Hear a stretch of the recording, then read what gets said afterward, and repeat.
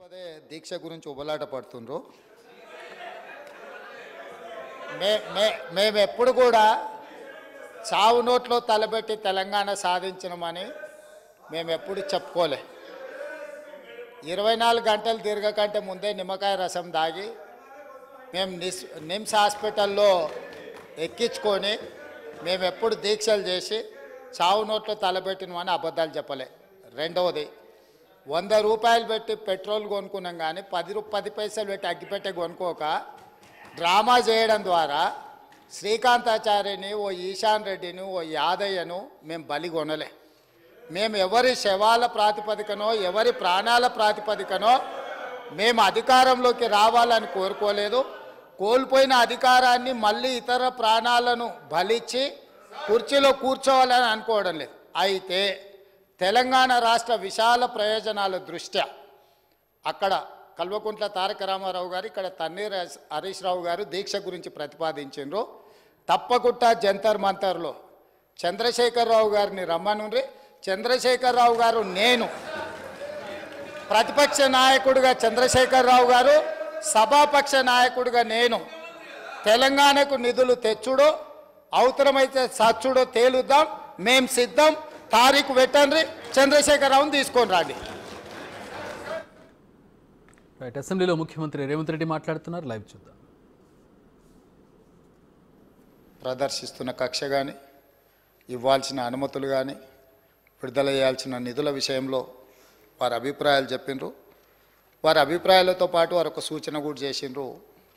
తీర్మానం ద్వారా ఈ సభ ఏకగ్రీవంగా తీర్మానం ఆమోదం చేసి కేంద్ర ప్రభుత్వానికి మన యొక్క నిరసనను, మన యొక్క ఆలోచన తెలియజేస్తే బాగుంటుంది అని చెప్పి వారు సూచన చేసిండ్రు. తప్పకుండా కొన్ని అంశాలను ప్రస్తావించిన తర్వాత తమరి అనుమతితో ఆ తీర్మానాన్ని కూడా ప్రవేశపెట్టడానికి నాకు అనుమతి ఇవ్వాల్సిందిగా కోరుకుంటూ, అధ్యక్ష, భారతదేశం 15 ఆగస్టు 1947 కంటే ముందు చాలా సంస్థానాలు, దాదాపుగా 565 సంస్థానాల రూపంలో, అదేవిధంగా బ్రిటిష్ పాలనలో మగ్గిపోతూ ఉన్నది. ఆ సందర్భంలో హైదరాబాద్ సంస్థానం, ఈనాడు కొంత ప్రాంతం మహారాష్ట్రలో, మిగిలిన ప్రాంతం కర్ణాటకలో, ఇప్పుడున్న తెలంగాణ రాష్ట్రం. ఆనాడు ఈ సంస్థానం కూడా స్వేచ్ఛ కోసం, స్వతంత్రం కోసం సాయుధ రైతాంగ పోరాటాన్ని చేస్తూ ఈ ప్రాంతం కూడా పోరాటంలో చాలామంది అమరులై మనం స్వతంత్రాన్ని సాధించుకున్నాం. సెప్టెంబర్ 17, 1948లో మనకు స్వతంత్రం వచ్చి ఈ ప్రాంతం కూడా, హైదరాబాద్ సంస్థానం కూడా భారతదేశంలో విలీనమైంది. ఈ విలీనమైన భారతదేశం, ఈ సంస్థానాలు కావచ్చు, వివిధ రకాల జాతులు, భిన్న మతాలు, బహుభాష, ఎన్నో సంస్కృతులు ఉన్న ఈ దేశం అఖండ భారత్గా, ఒక ప్రజాస్వామ్య స్ఫూర్తి దేశంగా ప్రపంచానికే ఆదర్శంగా నిలబడాలి అని చెప్పి ఆనాడు పండిత్ జవహర్లాల్ నెహ్రూ మొట్టమొదటి ప్రధానమంత్రి ఈ దేశానికి ఒక మంచి రాజ్యాంగాన్ని ఇవ్వాలి, ఈ రాజ్యాంగం ప్రపంచానికి ఆదర్శంగా ఉండాలి, ప్రతి వాడి యొక్క హక్కును, అవకాశాలను కాపాడాలి అని చెప్పి భారత రాజ్యాంగాన్ని దేశానికి ప్రసాదించడం జరిగింది.